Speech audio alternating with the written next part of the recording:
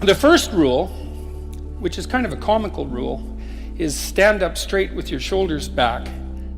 You want to present yourself to the world in a manner that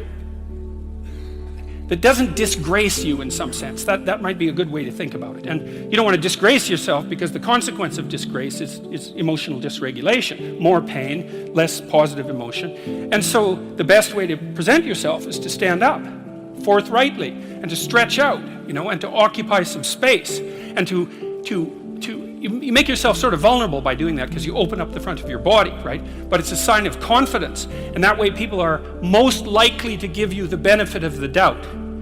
And that's a good way to start regulating your mood. But not only does it directly regulate your mood to stand up, because it's so tightly associated, like postural flexion is associated with serotonin and emotional regulation, but also because if you straighten up and you present yourself in that manner, then other people are more likely to take you seriously. And that's another way that you can at least give yourself the bloody benefit of the doubt, right? And confront the world in a courageous manner. And that's a really good way of figuring out how to establish yourself in multiple competence hierarchies, because one of the general rules of thumb about how to be successful is to confront things that frighten you forthrightly and with courage. And that's kind of a universal strategy for success. Rule number 2 is treat yourself like you're someone that you care about. You should figure out how you would like to be treated, like you were taking care of yourself, not how you would like people to respond to you. It's more important than that. It's like, imagine you had a child that you really cared for, and someone said, well, people will treat this child exactly like you want them to, but you have to figure out what that is. And so then you'd have to sit down for like a month and you'd think, okay, well, how do you want your child to be treated? You don't want everyone just to be nice to him, you want people to challenge him, and you want people to discipline him, and you want people to tell him when he's wrong. It's like, you don't just want everyone to be nice. That's pathetic. It's pathetic. There's no challenge in that. And so, well, you want to treat other people like you would like to be treated. Well, then you have to figure out, how would you like to be treated? And while you'd like people to fawn all over you and just lay everything at your feet, it's like, no, that's not something you'd wish for someone that you were taking care of. And then there's an additional problem, which is it's often the case that people will treat other people better than they treat themselves. That happens extremely frequently. So one of the things I pointed out in chapter 2 was that if you have a dog and you take him to a vet and the vet gives you the prescription medicine, you'll go buy the medicine and you will give it to the dog and you will do it properly. But if you go yourself to a doctor and you get a prescription, there's a 30% chance you won't even pick up the medication. And if you do, there's a 50% chance that you won't administer it to yourself properly. And so I really thought about that. When I first came across that statistic, it was another one of those little facts. I thought, what the hell's up with that? It's like, you'll do it for your dog, so obviously you'll do it for something you care about, and you're conscientious enough so you'll actually do it. So like, why wouldn't you do it for you? Your dog likes you, even your dog would rather that you did, but you don't. And it's actually one of the reasons that modern medicine doesn't work nearly as well as it could, because people just don't take their medication. And it's not only because they don't take care of themselves. There's some skepticism about doctors, but you could be just as skeptical about the vet. In Rule 2, it's a bit of a meditation on why people don't like themselves very much.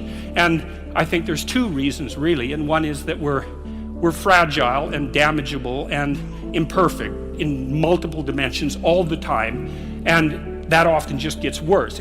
Lots of things get worse as you get old, for example. So it's not necessarily that easy for a self-conscious being who's extraordinarily aware of his or her own fragility, but not just fragility, foolishness and errors. Like, you know yourself better than anyone else knows you, and you might have a certain amount of dislike for someone because of something they did, but everything you did. Jesus, that's a drag, man. You have to carry that along behind. It's like, really, I did that, And then, so there's that. It's like you're weak and kind of useless and prone to temptation, and all those things that just shouldn't be that way. And then you're also capable of pretty vicious acts of malevolence, and so you also know that about yourself. And so it's a real existential question for people. It's like, why the hell should you take care of something as sorry and wretched as you are? And that's really what the chapter is about. It's because the answer in the chapter is, you're, first of all, yes, you're pretty useless and terrible, but so is everyone else, and that's actually an existential problem, right? And what I mean by that, it's a problem that every human being has always had and always will. So it's not just you, it's a universal problem. And that there's an answer to that, and one of them is to, love the sinner but hate the sin. It's something like that, is that despite the fact that you're not all that you could be, the proper attitude to have towards yourself is the attitude that you would have towards someone that you genuinely cared for. And that it's incumbent on you to act as if you genuinely care for yourself, just like you would act towards someone that you actually cared about, some other person. And so it's a reversal in some sense of the golden rule, right? And it's a discussion of why that's necessary. And also, more than that, it's a discussion of why you have a moral obligation to do that. It's not just that you should because it would be better for you. You actually have a moral obligation to do that, I think, because you make the world a much better place, much worse place if you don't take care of yourself. So you should bloody well take care of yourself, because, well, that's what the chapter's about. It's partly because you have something valuable to bring into the world.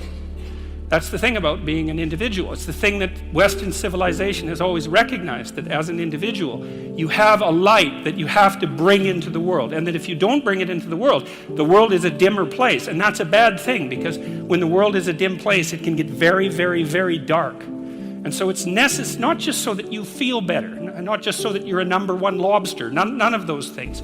You need to take care of yourself because you're in the best position to do that. And it's necessary for you to take care of yourself. Despite the fact that we're mortal and vulnerable and self-conscious and capable, not only capable of doing terrible things, but actually do them. Despite all that, you still have that responsibility. And so I wanted to hit the question as hard as I can to try to figure out, why people are contemptuous of themselves. And there's plenty of reason, that's for sure. But the reasons do not justify the mistreatment of yourself. It's as simple as that. It's not a good strategy. And the next rule is make friends with people who want the best for you. And that's a meditation on my own childhood and adolescence to some degree. I had friends who wanted the best for me and friends who didn't. And, they were friends who, some of them were aiming up and some of them were aiming down. And if you have a friend that's aiming down and you do something that's aiming up, then they're generally not that happy about it.